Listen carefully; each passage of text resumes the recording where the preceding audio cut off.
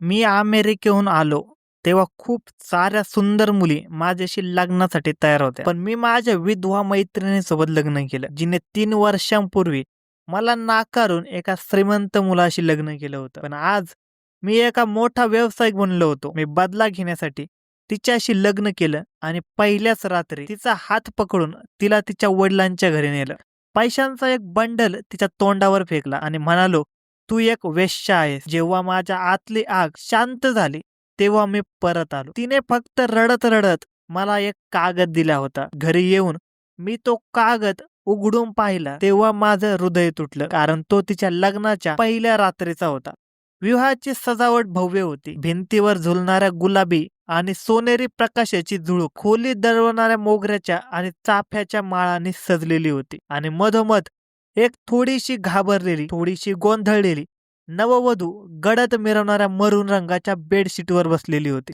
पण ती भीती नव्या नवरीची नव्हती. कारण 1 वर्ष आधीही ती डोळ्यात स्वप्नाचे गोंडस रेखाटन करत नवरी बनली होती. ही वेगळी गोष्ट होती की ती स्वप्न फार काळ टिकली नाही. ती फक्त 1 वर्षाची सौभाग्यवती राहिली आणि मग परत विधवा झाली. तिला वाटलं जणू आयुष्य तिथेच थांबलं. संपूर्ण परिसरात तिच्या दुर्दैवाच्या चर्चा सुरू झाल्या. पण नशिबाचा खेळ तर पहा, ती पुन्हा एकदा नवरी बनली. तीही एका अविवाहित पुरुषाची, ज्याच्याबद्दल स्वतः तिच्या काकूंनी तोंड भरून म्हटलं होतं, या विधवेसोबत कोण लग्न करणार.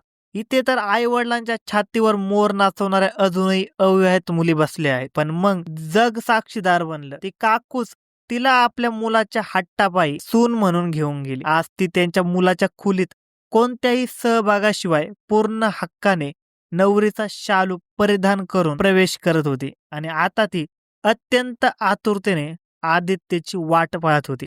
आदित्यने कधी अत्यंत गर्वाने आणि पूर्ण सन्मानाने तिच्याशी लग्न करण्याची इच्छा व्यक्त केली होती, पण तिने नकार दिला होता. आदित्य तिच्याच परिसरात राहणारा तिचा मित्र, ज्याच्या प्रेमाला नाकारून तिने त्याच्या अहंकाराला ठेच दिली होती आणि आपल्या क्लास फेलो युवकाशी लग्न केलं होतं. त्याच्या मृत्यूनंतर 1 वर्ष पूर्ण झाल्यावर आता ती आदित्यची बायको झाली होती. हे सगळं आठवूनच तिचं हृदय जोराने धडधडू लागलं. आदित्य खरोखरच तिच्यावर मनापासून प्रेम करत होता. म्हणूनच तिचं लग्न झालेलं असूनही त्याने दुसरं लग्न केलं नव्हतं. जरी भरभर सुंदर अवैध मुली तिच्याशी लग्न करण्यासाठी उतावळ्या होत्या, तरी आदित्यने आपली पत्नी म्हणून राधिकाची निवड केली. तेव्हा सर्व नातलगांनी आश्चर्याने बोट तोंडात घातली. त्यांना याचा रागही आला की त्यांच्या अविवाहित मुलींना सोडून आदित्य एका विधवेच्या गळ्यात मंगळसूत्र घालतोय. हीच गोष्ट सर्वांना समजत नव्हती आणि त्याच वेळी आदितीची आई देखील जळत होती. त्यांची प्रबळ इच्छा होती की आपल्या बाचीचं आदितीशी लग्न व्हावं, पण आदितीच्या निर्णयाने सर्वांच्या आशावर पाणी फेरलं होतं. राधिका तिच्या पहिल्या नवऱ्याच्या मृत्यूमुळे संपूर्ण गावात सर्व काही नष्ट करणारी म्हणून ओळखली जाऊ लागली होती. आता तर लोक तिला जादू टोना करणारे म्हणून सुद्धा लागले होते.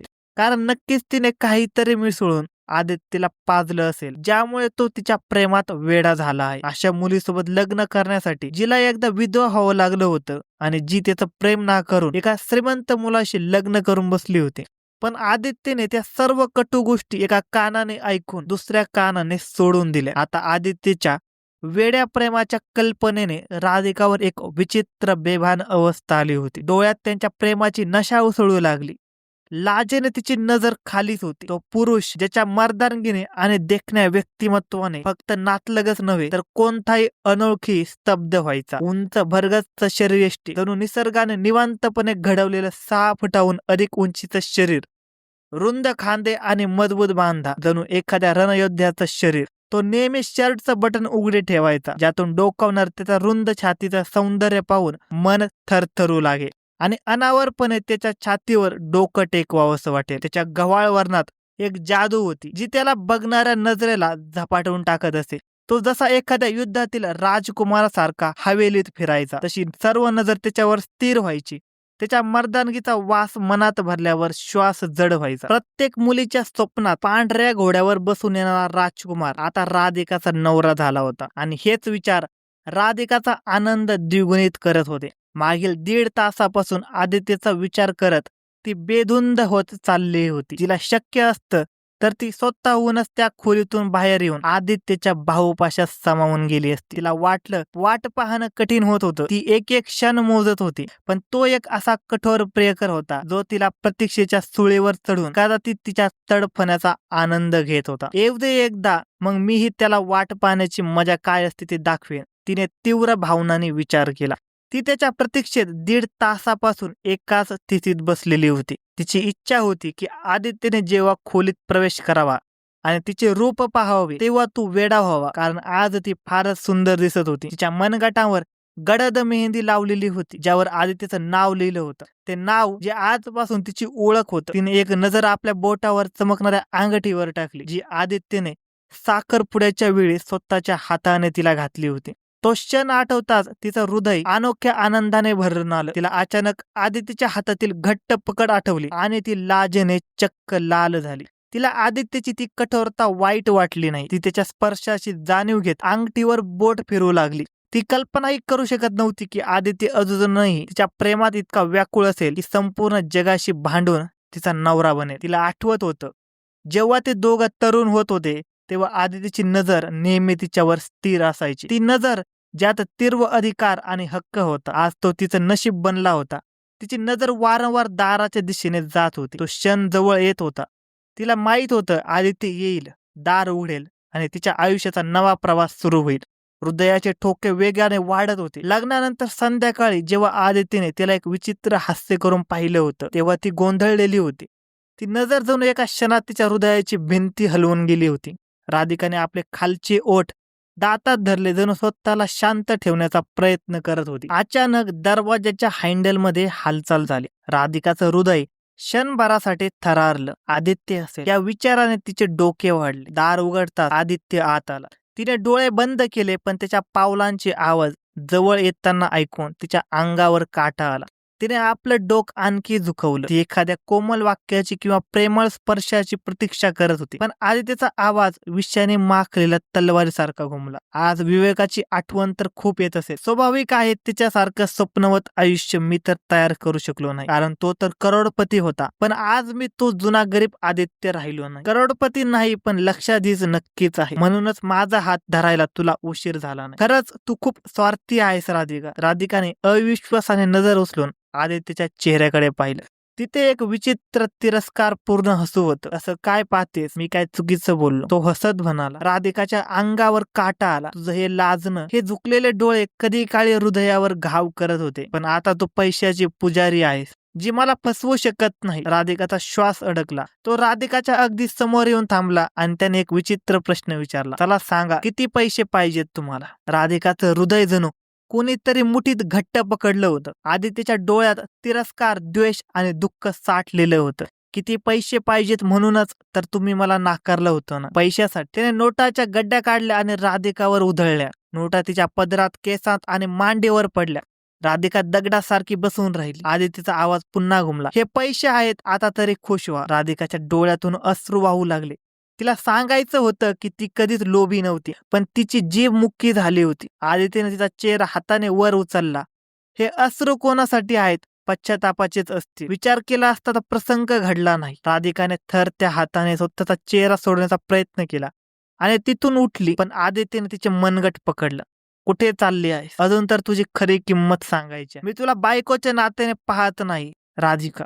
हे लग्न मी प्रेमासाठी नाही तर बदला घेण्यासाठी केलं आहे. बघ, मी जिंकलो आणि तू माझ्या जाळ्यात अडकलीस. तू माझी बायको नाही तर एक वेश्या आहे. राधिकाच्या तोंडातून हे शब्द ऐकताच ती ओरडली. ही कसली भाषा वापरताय? मी तुमची पत्नी आहे. जी लायकी आहे तेच स्थान देईन ना. वेश्या जेव्हा खुश करते तेव्हा पैसे घेते, तसंच जेव्हा तू मला खुश करशील तेव्हा तुला मी पैसे देते. हे ऐकून राधिकाने एक जोरदार थप्पड आदित्यच्या चेहऱ्यावर मारली. खोली शांतता पसरली. आदित्यचे डोळे रागाने लाल झाले. त्याने राधिकाला खेचत दरवाजाकडे नेलं. आदित्य, सोड, मला बाहेर पाहुणे आहे. तिने खूप प्रतिकार केला, पण तो तिला ओढत लॉन आणि पोर्च कडे घेऊन गेला. त्याने चौकीदाराला गेट उघडायला सांगितलं आणि तिला गाडीत जोरात ढकललं. आदित्य, तुम्ही मला कुठे नेत आहात? राधिका रडत विचारत होती, पण आदित्य मात्र गप्प होता. गाडी जेव्हा थांबली तेव्हा राधिकाने पाहिलं ते तिच्या बाबांचं घर होतं. उतर. आदित्यचा स्वर कठोर होता.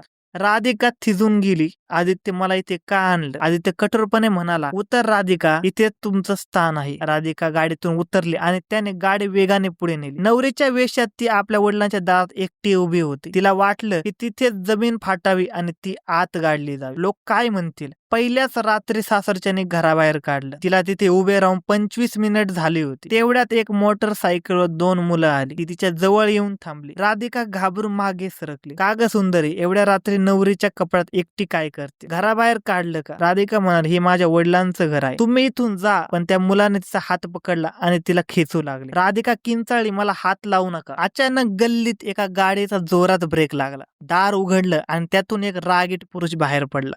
तो आदित्य होता. आग ओकणारे डोळे आणि क्रूर चेहरा घेऊन तो त्यांच्या दिशेने धावत आला. त्याला पाहताच राधिका त्याच्याकडे धावत गेली आणि राधिका अनाहूतपणे त्याच्या छातीवर जाऊन धडकली. आदित्यने हळुवारपणे राधिकाला स्वतःपासून दूर केलं आणि प्रचंड रागाने त्या मुलांकडे झेपवला. आदित्यला पाहताच त्या मुलांच्या चेहऱ्याचा रंग फिकट झाला. त्याने एकमेकांकडून पाहून खून केली आणि बाईककडे पळू लागले. पण आदित्य रागाने गरजला. जास्त नाटकं केली तर हाडं फोडून नक्की. त्याच्या आवाजात इतका रोष होता की त्या दोघांचे पाय थरथरू लागले. आदित्यने एका झटक्यात त्यांच्या जवळ जाऊन पहिल्या मुलाच्या जबड्यावर जोरदार घुस्सा मारला. तो मुलगा जमिनीवर कोसळला. काय रे, तुम्हाला थोडी लाज वाटली नाही? एका एकट्या बाईवर हात टाकता. आदित्यने दुसऱ्या मुलाची गळ्याची पकड घट्ट केली. आदित्यच्या अंगावर पाय पडताच त्या मुलांच्या उठण्याचा प्रयत्न निष्फळ ठरला. चालते व्हा इथून, नाही तर दोघांचाही जीव घेईन. दोघांनी थरथरत्या हाताने माफी मागितली आणि बाईक स्टार्ट करून अंधारात गायब झाले. राधिका निशब्द होऊन उभी राहून हे सगळं पाहत होती. तिचं संपूर्ण शरीर थरथरत होतं. आदित्य वळून तिच्याकडे आला आणि विचारलं, ठीक आहेस ना तू? राधिकाच्या डोळ्यातून अश्रू वाहू लागले. तिची अवस्था पाहून आदित्य हळूच म्हणला, चल इथून. राधिकाने त्याच्याकडे आश्चर्याने पाहिलं, पण ती गप्पच राहिली. आदित्यने हळुवारपणे तिचा हात धरला. जणू जास्त जोर लावला तर ती तुटूनच जाईल. गाडीत बसल्यावर राधिकाने माहेरच्या घराचा बंद दाराकडे एकदा पाहिलं आणि डोळे मिटून घेतले. गाडीत शांतता होती. आदित्यच्या चेहऱ्यावर पश्चातापाची एक हलकी रेषा दिसत होती. राधिका विचार करत होती, हाच तू आदित्य ज्याने तिला वाऱ्यावर सोडलं होतं, आणि हाच हो ज्याने तिला वाचवलं होतं. आदित्यने शांतता मोडली. तू आत का नाही गेलीस? बाहेर उभं राहून काय साध्य करणार होती? राधिका हळूच म्हणाली, कोणत्या तोंडाने आत जाऊ? काय सांगू की माझा नवरा क्रूर आहे? आदित्य हसून म्हणाला, तुम्हा बायकांचं कामच आहे नवऱ्यांना बदनाम करणं. त्यावर राधिकाने उत्तर दिलं, मी त्या बायकांपैकी नाही. विवेक माझा भूतकाळ होता, पण आता मी तुमची बायको आहे. तुम्ही जसे आहात तसे मला स्वीकारा. गाडी पोर्च मध्ये थांबली. राधिका पुन्हा त्याच वास्तवात आली होती. समोर तिची आई दोन्ही हात कमरेवर ठेवून उभ्या होत्या. वा, या घरात पाऊल ठेवतात तुझे रंग दाखवायला सुरुवात केलीस. सासूचा स्वर विषयाने भरलेला होता. अशी काय आग लागली होती तुला की रात्रीच्या वेळी दागिन्याने मडलेली रस्त्यावर फिरत होतीस? अपशकुनी आहेस तू. राधिकाचा चेहरा फिकट पडला. तिला सांगायचं होतं की आदित्यनेच तिला बाहेर काढलं होतं, पण शब्द ओठावरच थांबले. तेव्हा आदित्य मध्येच म्हणाला, आई जाऊ दे ना, नवी नवरी आहे, तिला आराम करू दे. खोलीत गेल्यावरही त्यांच्या दुरावा होता. राधिकाने जड अंतकरणात दागिने उतरवले आणि साध्या कॉटनचा ड्रेस घातला. आदित्यने तिला बेडवर झोपायला सांगितलं आणि तो स्वतः सोफ्यावर झोपला. राधिकाचा प्रत्येक दिवस आता कठीण जात होता. सासू तिच्या प्रत्येक कामात दोष काढत होती. इतकंच नाही तर ती आदित्यला राधिका विरुद्ध चिथावणी देत असे. अचानक आदित्यचा व्यवसाय बुडाला. तो पैशाला मोहताज झाला. श्रीमंती गेली आणि सोबत त्याचे मित्र आणि नातेवाईकही गेले. आदित्यची आई त्याला या संकटात सोडून मोठ्या मुलाकडे इंग्लंडला निघून गेली. आदित्य पूर्णपणे तुटून गेला आणि आजारी पडला. अशा कठीण काळात राधिका त्याच्या पाठीशी खंबीरपणे उभी राहिली. तिने नोकरी सुरू केली आणि घराचा गाडा ओढला. एक दिवस आदित्य तिला म्हणाला, तू हे सगळं का करते? तू सुंदर आहेस, मला सोडून जाऊ शकते. राधिका रडत म्हणाले, मी तुमची पत्नी आहे, चढ उतार येतच असतात, आपण मिळून हे संकट पार करू. राधिकाने तिचे सर्व दागिने विकले आणि ते पैसे आदित्यच्या व्यवसायासाठी दिले. हळूहळू आदित्यचा व्यवसाय पुन्हा उभा राहिला. त्याला जाणीव झाली की राधिका पैशांची लोभी नाही, तर ती सोन्यासारखी शुद्ध आहे. काही दिवसांनी त्याची आई इंग्लंडहून रडत परतली. तिथे तिला वाईट वागणूक मिळाली होती. तिने राधिकाची माफी मागितली आणि सत्य सांगितलं, बाळा, मला माझ्या भाचीला या घरात आणायचं होतं, म्हणूनच मीच तुला आदित्य विरुद्ध भडकावलं होतं. तुझ्या वडिलांनाही मीच गळ घातली होती की त्यांनी तुझं लग्न विवेकशी करावं. आदित्य अवाक झाला. राधिकाने मोठ्या मनाने सासूला माफ केलं. आदित्यच्या मनात राधिका बद्दलचं प्रेम आता खऱ्या अर्थाने जागृत झालं होतं. त्याने अत्यंत आदराने आणि प्रेमाने राधिकाकडे पाहिलं, जिच्या त्यागामुळे आज त्यांचं घर पुन्हा नंदनवन झालं होतं. धन्यवाद मित्रांनो. अशाच नवनवीन मराठी क्राईम स्टोरीज ऐकण्यासाठी आजच आपला युट्यूब चॅनल क्राईम कट्टाला सबस्क्राईब करा आणि या घटनेबद्दल तुमचे काय मत आहे हे आम्हाला कमेंट सेक्शन मध्ये नक्की कळवा.